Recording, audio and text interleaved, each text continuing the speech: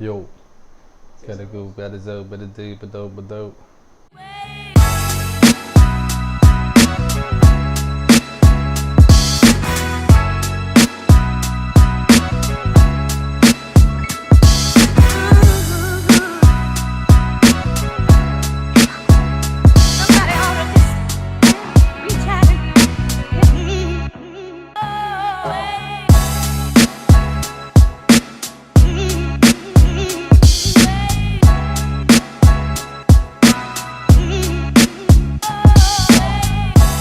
Today's very special guest that we have is Sharif. the Tops Pizza, Oh, which Sharif has decided today. I've given him the chance to choose which pizza, and he's gone for Tops Pizza. Done a bit of a sticky one. nah, this And- one's the best. This is basically it's a meat feast with a barbecue base. Let's go.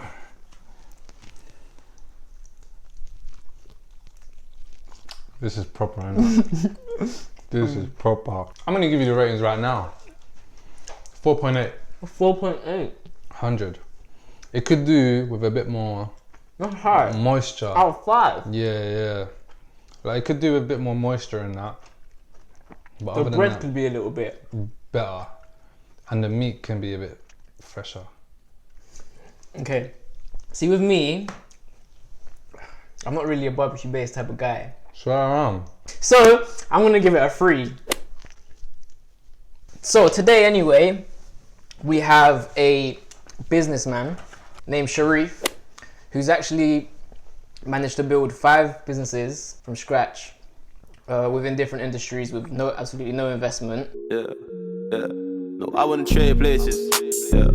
Not in a million years. I got a million fears, but I wouldn't switch them with theirs. I sit and I stare. I know they think that I care. Yeah. I'm rigged with the flair. Watch me make it disappear. Different hotels. I came through with dope smells. Heard you right there spreading porkies. Heard you right there telling no tales. Getting flat, scared life. Me and My name's Sharif. My background is in accounting. I've studied accounting and finance in university, 6th form, and my first business was a travel agent. So I reached out to Sharif over Instagram because I was following him for a while. I wouldn't say it was an interview. It was more like a Conversation. pick your brain conversation type of thing, where I was just asking him questions like marketing related to see how I could obviously like move up in what I wanted to do. And since then, we've obviously worked on a few projects together as well. But yeah, I've always been interested in the journey that he's had, because when I went to the first chat I had, it was solely based on marketing. But I never really asked you questions about your other businesses, which is what I found a lot of interest in up until now. In my second year of uni, my mum, she graduated and then she started a money transfer company, which is now known as World Remit. It's quite big. Facebook invested like £100 million into it and all that kind of stuff. And then Oh, really? Yeah, it's quite big. So they started that money transfer company in an estate agent. So they rented out 3 desks. So there was the founder, co-founder, which was my mum, and then there was another guy who was doing like the technical stuff. That guy left and he moved to another office. So then my mum was like, maybe I should start incorporating the money transfer with the travel.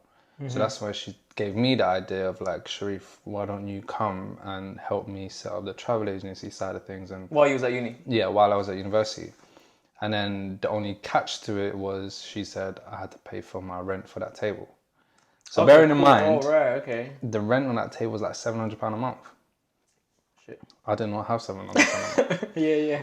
And then it got to a point where 1 year down the line, I was losing a lot of money and I was I was going into debt. Only thing I was doing, and I'll be brutally honest, people that were coming in that was wanting tickets, I was going online, buying them online and charging them like 10, 20, 30 pound max on top, like commission. Yeah.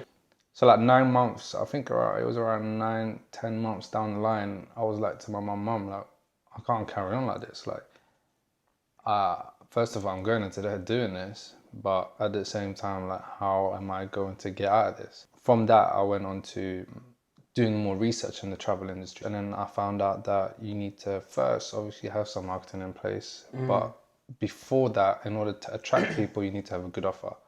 In order for me to have a good offer, I need cheap prices. In order for me to have cheap prices, I need contracts with airlines. My first contract with Ethiopian Airlines. Oh, and imagine we was doing flyers. Yeah, not social media, none of that. Flyers. And it worked. So it worked for us. So, you know. And then from then on, it just went. So 21, I was at View for a couple of months, and then I got fired, and that's when I started the accounting side. How did that go? Was well. It was hard because it was my first time actually doing this whole business entrepreneurship on my own. I had a great team with me, but the only problem with that was it was very corporate. Back then, I was always wearing suits and all this and all that kind of stuff. Yeah, looked the shit, but I wasn't happy. Yeah. And the problem with my team was they're all driven by money. But what I realized sooner rather than later was money, yes, it does help you get happiness, but it does not bring you happiness. So I fell into that trap. So I sacked it all off. I fired all of them, got rid of it, and I just started from scratch again. Got a team, luckily, together that it's basically another company, but I acquired them. But then I was starting to notice that marketing was important. Yeah. Do you know what I'm saying? So that's when my marketing journey started. How about this? My first Facebook ad I done on a travel agent was an offer, and I spent £5, and my mum will vouch. If she was here, she'll tell you. The phone was going off. We had 90 calls, and we made 72 sales, and our commissions was £40 to £50. Back then, Facebook ads was cheap as well. So once you started, how long did it take you to get your first client? Apart from obviously the one that you had, which is your travel agency. Would you say? In terms of marketing? Yeah. It was straight away. Because before I started, obviously, I knew I needed clients. Mm-hmm. So I used my accounting clients to get me the first client. So first of all, I would ask everyone. Yeah. I had to be smart. So you had the luxury of using your other businesses to kick off your marketing agency. Yeah. My dad had a meeting here in London. One of the guys at the table was one of the seniors at Warner Brothers, and he put me in touch to one of the marketing experts there. That was my first project. How did you, because I like to speak a lot about how emotions are at a certain point, so people get to understand not only the journey, but so people can relate to how you might feel. At that point, as your first client, having Warner Brothers, my ego was skyrocketed. Yeah, I can imagine. I was like, no one can tell me nothing. I was so happy. I was like, one of those moments where you have something amazing like that happen to you, and you're already planning what your future's gonna be like. Yeah. With this money that I ain't even got yet, bro, I'm gonna do this. I'm gonna buy this car. I'm gonna do that. I'm gonna do that. And then I was like, shit. So then, cut a long story short, we failed. Big. I was inexperienced. Okay, yeah. So. But did they know, or did you go in with? And be honest, did they know that you that? Nah, they didn't. Okay, cool. I went in like I was the dog's bollocks. I have a way of trying to understand what they want, and I want to give it to them. But at that time, I knew I couldn't. When I went to chat to Sharif for the first time, he said something to me. He said something to me which it sticks to me even to this day, and it's something that I actually live by for my agency and just in general, which is under promise and over deliver. Yeah. And the reason where that came from was that first experience. Yeah. And that's because that's why now I want to make sure, yes, I know what you want, I know what you need, I can give it to you, but I'm going to give that to you plus more. You know what I'm saying? How long was you with them for? 4 months. That's still a long time though. Yeah. Because obviously I was trying, but I couldn't give it to them. But luckily the lady, it was a woman, she was like, Sharif, I really like you. You're driven. So she knew I would always go above and beyond for her, even if I knew I couldn't. Do you know what I'm saying? Yeah, but this is by over-promising. Yeah, exactly. And under-delivering. Exactly. So if I under-promise, exactly. So if I under-promise, she'll be happy to me. So yeah, then that happened, and then I went back to the drawing board. But that drawing board was not the drawing board of work, unfortunately. What do you mean? It was the drawing board of myself. So that's when I went into okay. like depression. Like I was beating myself up, like, oh, maybe I'm not good enough. Personally, like depression comes from two sides. One, what you expect from life, and then two, it comes from your personal experiences, like how bad those personal experiences are. How they affect you. Yeah. Yeah. So let's say, for example, that Warner Brothers stuff was like a thing where I was like, I am not good enough for this, and I think so. It's okay. So before all of that, I was like, I'm so excited. I can't wait to So do it's this. just It's like gonna be my first business. your Blah blah world came blah. crashing down on you, And sort of and thing. I'm going like this. Do you know what I'm Yeah. saying? Before I even started, and then I got there, and I'm like, okay, I need to find a client. I got the client. I'm like, oh shit! Like I'm keep going. And then when you're there, and everything comes crashing down, and you lose everything, Yeah. you're like, shit. Like, and for me, when that shit happened, it was like two sides. It's either I pick myself and move on, or I go into the state I did. For me, to pick myself and move on was not an option because I did not know how to. And I did not have the support. I did not have nothing. Like I had my mum, but I didn't talk to her about this. She, till this day, she still doesn't know about this. Oh, she doesn't? No, she don't. And I think that was my mistake in what I done. So how did you actually deal with the depression? It took me a long while. It took me a very long time, just by slowly chipping away at the doubts that I had with myself. Sticky subject. If for someone who's like, for example, someone who's watching this and they feel depressed at a time, what advice would you give them? So not to get out of it, because it's not something that can just happen overnight. But what advice would you give to them to, like, you know? First of all, don't deal with it alone. Like dealing with it Yeah. alone is probably the biggest mistake I've done. I have a very supportive mum. Like my mum's my world. She helps me with everything. So the mistake I done was not letting her into my world in terms of the stuff I'm dealing with. Do you know what I'm saying? Yeah. So I think if I'd done that, everything would have changed and I wouldn't have gone into that state as bad as I did. So definitely speak to someone, and it doesn't matter like if it's your friend, your sister, your mum, your cousin, your like whoever it is, just speak. Even a stranger that deals with that, specializes in that kind of stuff, speak to them.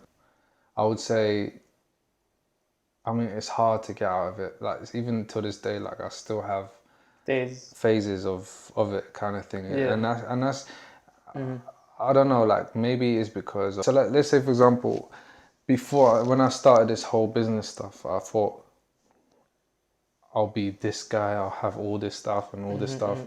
But throughout that journey, I started to learn that all this stuff that I was looking up to is bullshit. Do you know what I'm saying? yeah. Like, It happens. yeah, exactly. It was a time where I could buy whatever the fuck I want. But at that time, I also noticed buying whatever the fuck I want is not gonna help me.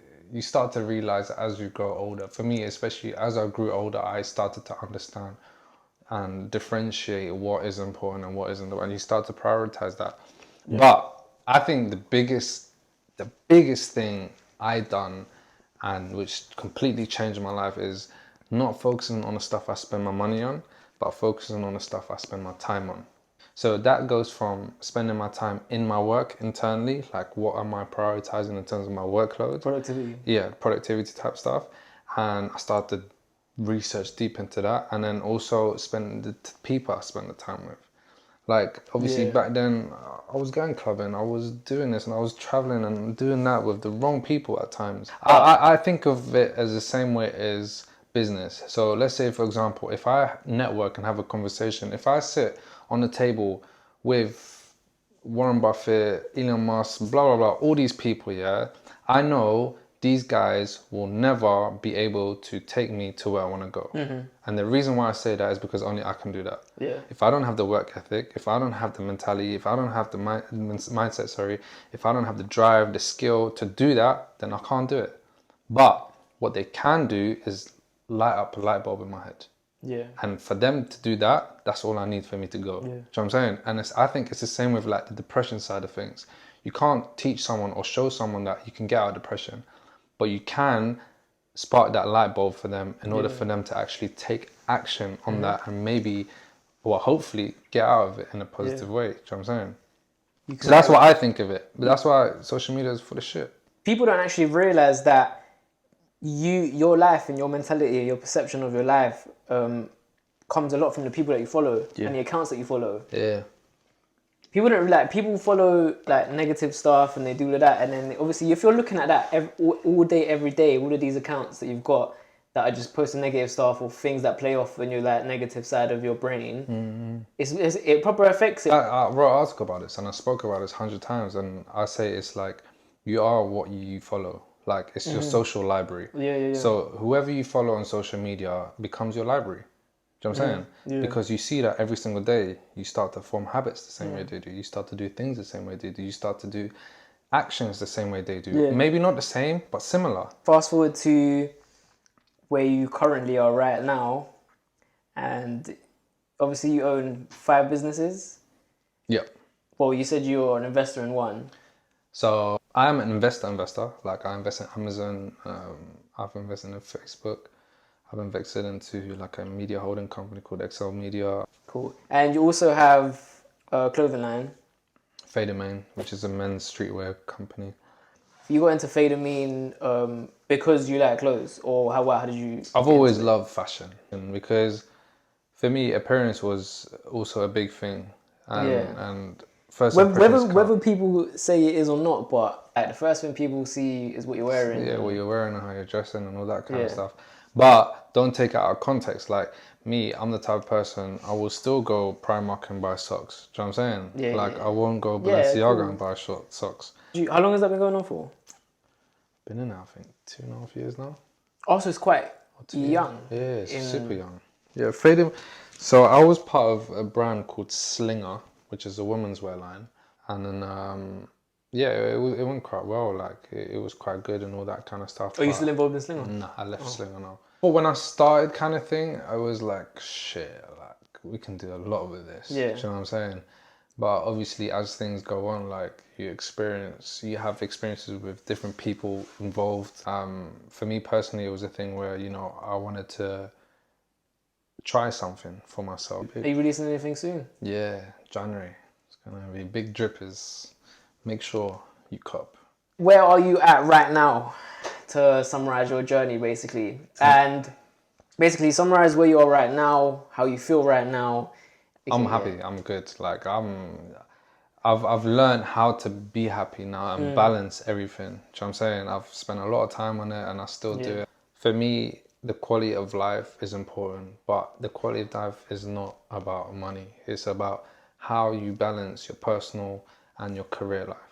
Do you know what I'm saying? Yeah. Personal meaning how you spend your time with family, how you look after them, how you, all that, love them and all that kind of stuff, and not forgetting about them. And then also at the same time, going after your ambitions and going after your aspirations and making sure that, the people you're around are positively benefiting you in a way that you grow together. At your own pace. Exactly, yeah. And then there's the other side of me, which is I want to give as much as I can. So every year, I'll do 2 things, right? Which I don't talk about on social media. I don't talk about like people around me know that I do it, but I don't speak about it.